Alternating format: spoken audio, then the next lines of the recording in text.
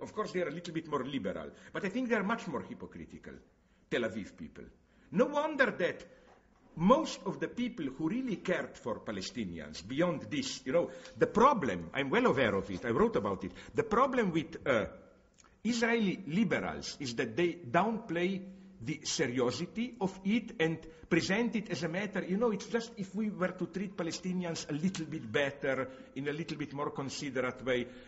And almost the only people who were ready to take things more seriously are, interestingly enough, even not only deeply attached to their Jewish tradition, but even deep theologists. For example, I met a woman who appears in another movie by Udi Aloni, a wonderful Jewish mystic theologist who is for one-state solution, very radical, and so on and so on. So I hope my position is clear. My only limit, I will tell you, is this one, that, for example, let's take Iraq. Of course, I'm opposed to, I wrote a book about it, American intervention, and it's a kind of a divine justice. I mean, how can they be so stupid? We see now what is happening.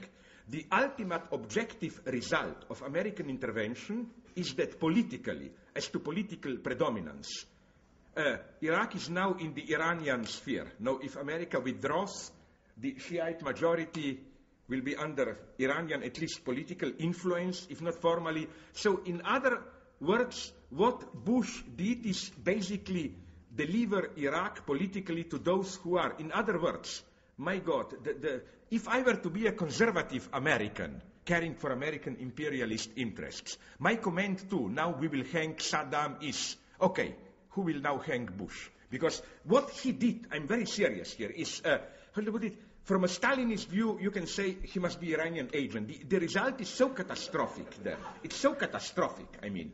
And, but the price they are paying there, we all know, is, for example, Saddam, yes, Iraq.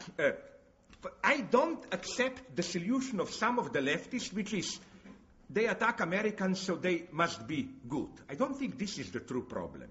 The true problem is not Saddam was good, but that for practically all the crimes that he is accused of now, he was 10, 15, 20 years ago fully supported by the United States. For example, I start to throw out, because I have a bad memory in the sense of this kind of mean guy who remembers unpleasant things. Like the main accusation, Saddam used poisonous gas. In my bad memory, I remember clearly about 15, 20 years ago, some non-government organization, together with some third world nations, tried to pass in United Nations a resolution condemning Saddam for the use of poisonous gases against his population. Guess who blocked the resolution? United States. Now, isn't it obscene that now they put him to court for the crimes that he committed not only with tolerance, but with active protection by the United States? This is so, again, here, if you ask me, how should I put it? The only thing that I regret, and that was my impression from the visit there to Palestine, is that, and this is, I think, that the West is, for example, do you know, and again, my source here are big newspapers like Le Monde. I think there was a note even in New York Times, not some so-called loony leftist publications. Did you know that up till 10, 15 years ago, United States and Israel supported Hamas? Why? Because, to introduce disunity among the Palestinians. Like anything that hurts Arafat would be good. No? And what is the true dark story is how is the saddest thing, I think, is the relative, not absolute, disappearance of secular leftist intelligentsia and people in Palestine, which is absolutely a fact of Western politics. They considered simply till 10 years ago, I don't know when, this to be. So they're really, how to put it, harvesting the seeds of their own. No? So here my position is clear. As to Deleuze, my God, let me be clear. I totally agree with you. I wrote a book for which many Deleuzians would like to kill. Maybe it's kind of trying to, for Lacanians, reappropriate Deleuze. My point was only this one. How this incredible, how should I put it, adaptive ability of modern capitalism. My God, you think you are subversive? No? And they can get it. How even, no, but what you said, I'm well aware of it, because I know the situation in France where this, but you can tell you all about it, this most disgusting trend now.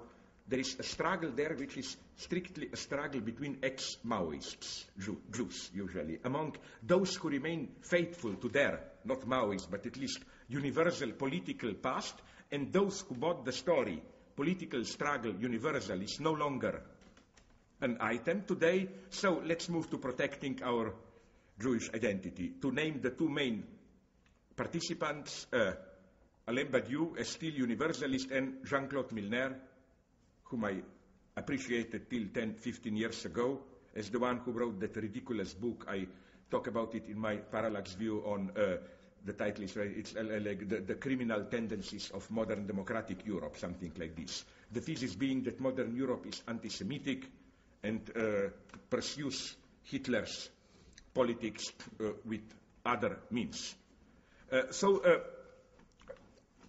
Only this point I wanted to make. In no way discrediting Badiou, quite on the contrary.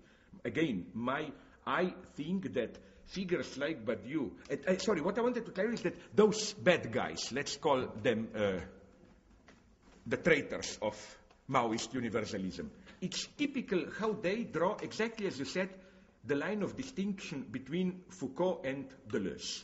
Deleuze is for them bad, Foucault good. Why? Because Foucault, towards the end, so they claim, started to support Israel more, and so on. This opposition is clear. I read in a journal, I don't know who wrote it, I think it was some follower of Bernard-Henri Lévy, a detailed analysis of why Deleuze should be totally rejected, Michel Foucault can be redeemed. The interesting thing you learn from there is nonetheless how, because I'm here totally for Badiou, because it's typical when this disgusting phenomenon called the new philosophers emerged. Later he distanced, but immediately for the first couple of months, Foucault was seduced by them. He supported them publicly.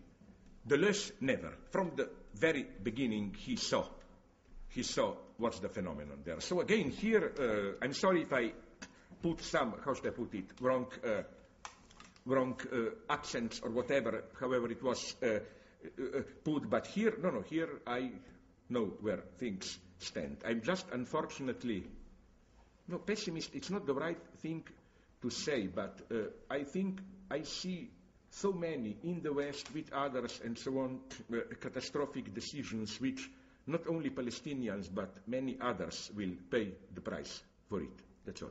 Okay, sorry. There were two there, I think. Please. Okay. But stand up and speak loud because I have problems with my ears. I'm sorry, yeah? Okay.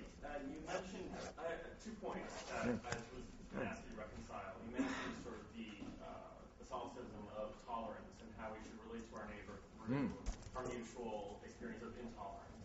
Yeah. However, how does that relate back to this idea of a politics of fear?